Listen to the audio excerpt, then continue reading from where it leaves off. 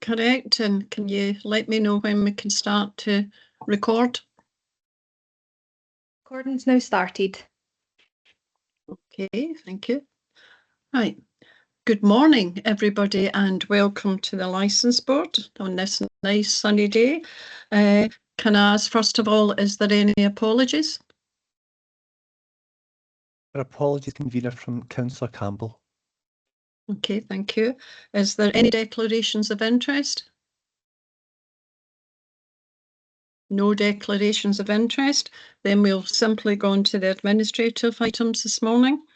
And the first is a report by the clerk to the Licence Board, and that's on mainstreaming, equality and equality outcomes. And these are related to the Licence Board from 2025 to 2029. I'll pass you now on legal representative Douglas, who will talk to the report and explain further. Okay, Douglas? Thanks, convener. I'll go through some of the report, but I think it's probably largely self-explanatory. The council goes through the same exercise as the licensing board does. The licensing board is listed as a separate authority for the purposes of equality mainstreaming and equality outcomes. But essentially, there's three aspects to the current report. The first aspect is that we have to publish progress mainstreaming the equality duty. So in other words, what we do relative to the protected characteristics as a board, and we have to do that every 2 years. The second outcome is that we have to show progress regarding the equality outcomes that were previously set by the board, and we also have to do that every 2 years.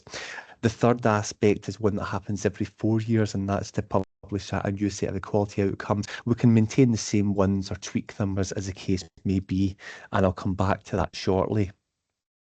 Obviously, members will appreciate that the licensing board has got a much more limited remit than the wider council, because the board is there to regulate the sale of alcohol and also gambling, of course, in terms of premises.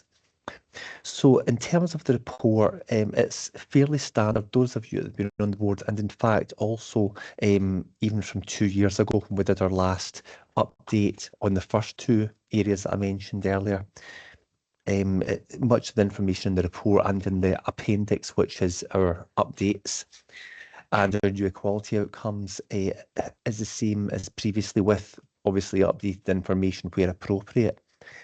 What is new is that in the covering report, we've brought to members' attention at this stage the more information, in particular that there's a recent guidance document published by an organisation called CREA, the Coalition for Racial Equality and Rights, which sets out information regarding licensing boards and the nighttime economy. I don't really propose to say about that, apart from if there's any questions from members. I don't think there's much you can do just now regarding it, but it's something to bear in mind, given that the new board in 2027 will require to develop its own new policy statement. In terms of the equality outcomes in the report, for the period 2025 to 2029, basically what's in the report is that we don't change those, but we recognise in the actions activities, that's literally the last matter of the report before the annex in the last couple of pages. We've recognised there might be opportunities to look at further opportunities for engagement and development for boards in relation to quality matters, and certainly I can say that we're in touch with some external stakeholders just to see what might be possible in that regard. In short, paragraphs or sections 3 to 10 of the report, so that's up to 10.3, is really just a summary of what's been done mainstreaming the quality duty, and a lot of it's information that members will have seen before. And from section 11, which sets out the 3 current equality outcomes and the success measures, is really just the update on meeting those.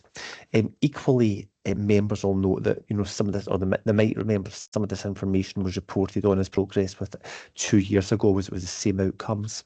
And then Section 12 of the report refers to the table on the page thereafter with updated quality outcomes. But as I say, the update is more than the actions activities on this occasion. I'm happy to take any questions, but I don't propose to release any more at this stage of the report. My apologies again that this came to members later than had been anticipated. Okay, thank you, Douglas. Is there any questions? No, I don't see any questions, Douglas. So could I put a motion forward then that we do accept the report and the recommendations that go along with it? Convener, can I just clarify one wee thing before we do that? Yes, obviously, of course. that would include recommendation 1, the approval of publication of the reports at the appendix, and obviously just note the periods which are set by statute, so that's automatic. The third recommendation says if the board would consider whether they want any further progress reports. Initially, when these matters were introduced, we did a yearly update, although I'm not sure how much new information was really going into board. I'm anticipating there might be opportunities to engage and work with other organisations in the period ahead, and we can look at that. But I suppose it's whether the board, obviously it's not a closed recommendation. At paragraph 3 on the second page that says consider whether and what intervals further reports should be brought to board. Are you happy to leave the matter and we come back to you in 2 years, or do you want anything in the intervening period? Yes, I'm more than happy to leave it like that, Douglas. Is that agreed by the rest of the members? Agreed. Agreed. Okay. Well, good. That's agreed. So that's the first administration item over with, and we are now on to setting a date for the November meeting. I think we have to make sure that we have an appropriate date. Yeah, that doesn't clash with anything else. Yeah, I would put this on the agenda, Convener, just to bring it into members' attention that there's a clash with there's a requirement for a meeting of another board on that date, which has been fixed more recently in the licensing board date, but nonetheless it's probably going to be more simple to look for a new date for the licensing board meeting. I'm conscious that November's often the date that we meet with the forum as well.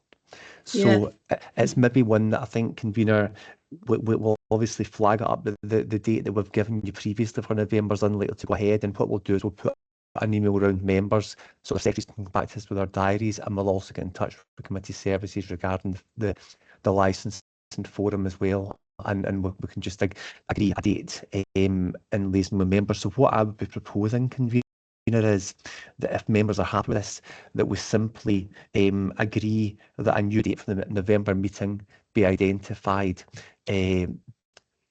by basically identified by officers in liaison with members, and then we can basically just write to members and tell them what the new date is, and you can have your diaries updated accordingly. Well, yes, absolutely. That's quite straightforward, and that will be done, and we'll get the date that we need for that. Now, that's the last of our items for this morning's meeting, and thank you to everybody that's came along, and you can now use the opportunity to get outside and see just how nice today is. So thank you, everybody. Okay, bye. Thanks.